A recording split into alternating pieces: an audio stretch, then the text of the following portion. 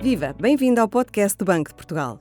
O meu nome é Maria João Gago e neste episódio vamos falar de impostos. Ou melhor, vamos falar do imposto sobre o rendimento das pessoas singulares, mais conhecido por IRS. O pretexto da conversa é a última edição do Políticas em Análise, rúbrica do Boletim Económico de dezembro, que caracteriza o IRS e avalia a forma como este imposto contribuiu para a redistribuição de rendimentos em Portugal. Comigo tenho Charmin Saezed e Lara Vemans, duas das 4 autoras deste estudo.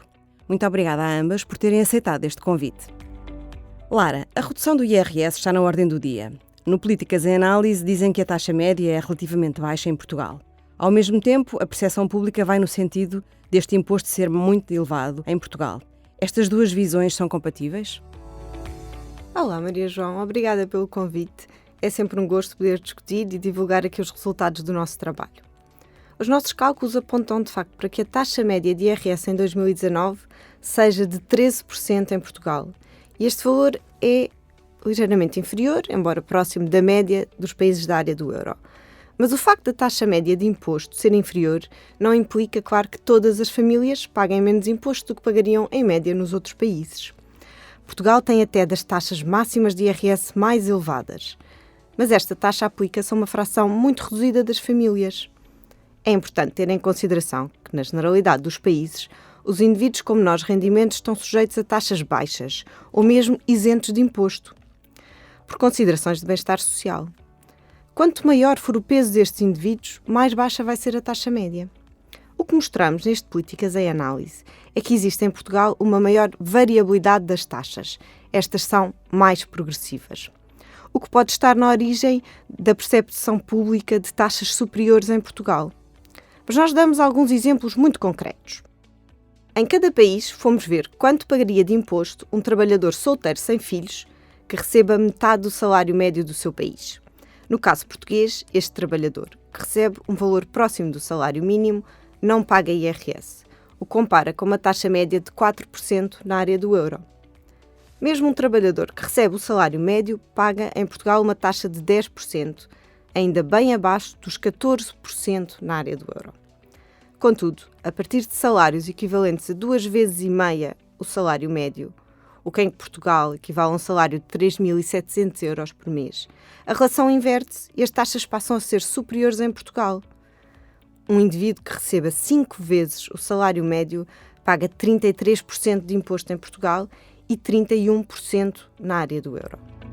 Charmin, se a progressividade do IRS em Portugal é maior, é de esperar que haja menos desigualdade no rendimento face à área do euro? Olá Maria João, muito boa questão. Contudo, não é isso que se verifica. Deixa-me explicar porquê. A desigualdade do rendimento em Portugal é, na realidade, superior à média da área do euro, tanto antes como após IRS. E isto pode ver-se, por exemplo, através do rácio S90-S10, que nos mostra que os 10% de agregados com maiores recursos têm, antes de imposto, um rendimento 10 vezes superior ao dos 10% que ganham menos. E depois de aplicarmos o IRS, conseguimos baixar este rácio para 7 vezes.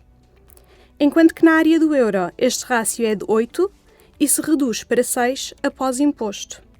Ou seja, a aplicação do IRS permite-nos de facto reduzir a desigualdade, mas não é suficiente para nos aproximar da área do euro. E para percebermos porquê, vale a pena considerar também o índice de Gini.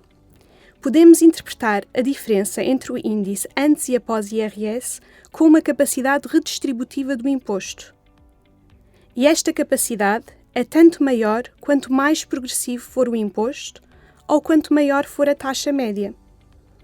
E o que acontece é que em Portugal, como a Lara já mencionou, temos uma taxa média de IRS inferior à área do euro, mas uma maior progressividade.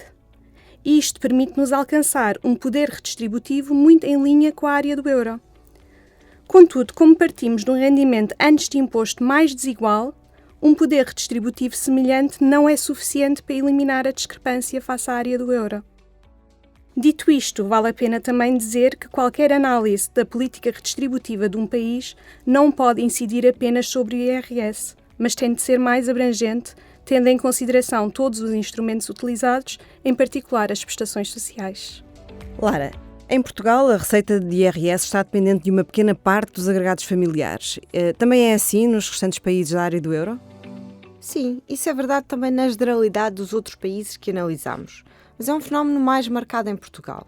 70% do IRS no nosso país é pago pelo último quintil de rendimento, ou seja, por aqueles que ganham mais de 17.250 euros por ano por adulto equivalente. Em média, na área do euro, o último quintil suporta não 70%, mas 60% do imposto. Este nível de concentração do imposto depende, por um lado, da progressividade das taxas, mas também da concentração do rendimento antes de imposto. Ora, em Portugal, os 4 primeiros quintis de rendimento pagam taxas de IRS mais baixas do que a área do euro, enquanto o último quintil, os 20% que dispõem de mais recursos, pagam uma taxa média ligeiramente mais elevada. A estas taxas mais progressivas acresce, como a Charmin já explicou, uma maior desigualdade na distribuição do rendimento. Em Portugal, 45% do rendimento antes de imposto está concentrado neste último quintil, o que compara com 41% na área do euro. Estes são os 2 fatores que explicam a maior concentração do IRS em Portugal, taxas mais progressivas e uma distribuição do rendimento que é mais desigual à partida. Charmin, o peso do IRS no PIB e nas receitas do Estado tem vindo a aumentar. Há margem para que possa diminuir? Seria preciso compensar essa queda de outra forma? Como poderia ser? É verdade, durante o período do Programa de Assistência Económica e Financeira, observou-se realmente um aumento expressivo das taxas de IRS, a que seguiram vários anos de redução, incluindo a eliminação da sobretaxa ou o desdobramento de escalões. Ainda assim, entre 2000 e 2022, a receita de IRS em rácio do PIB aumentou perto de 2 pontos percentuais. E podemos atribuir cerca de 3/4 deste aumento às alterações legislativas, enquanto que o restante se deve ao efeito combinado da progressividade e das alterações na estrutura salarial da economia, ou mesmo à maior eficácia na arrecadação da receita. Neste mesmo período, o IRS aumentou também o peso na receita pública total, tornando-se o segundo imposto mais relevante logo a seguir ao IVA. E, portanto, como o IRS é uma das principais fontes de receita pública, respondendo agora mais diretamente à questão, a continuação de medidas de redução exige uma abordagem muito prudente. Qualquer alteração deve ser conciliada com o espaço orçamental existente, tendo em conta o momento cíclico que a economia está a atravessar e uma perspectiva estrutural de médio prazo. Obrigada por nos ajudarem a conhecer melhor o IRS. São também autoras desta edição do Políticas em Análise as economistas Cláudia Brás e Sara Riscado. Conheça melhor o estudo intitulado Caracterização e Efeitos Redistributivos do IRS em Portugal e todo o boletim económico de dezembro em bportugal.pt e siga-nos no X, LinkedIn e Instagram.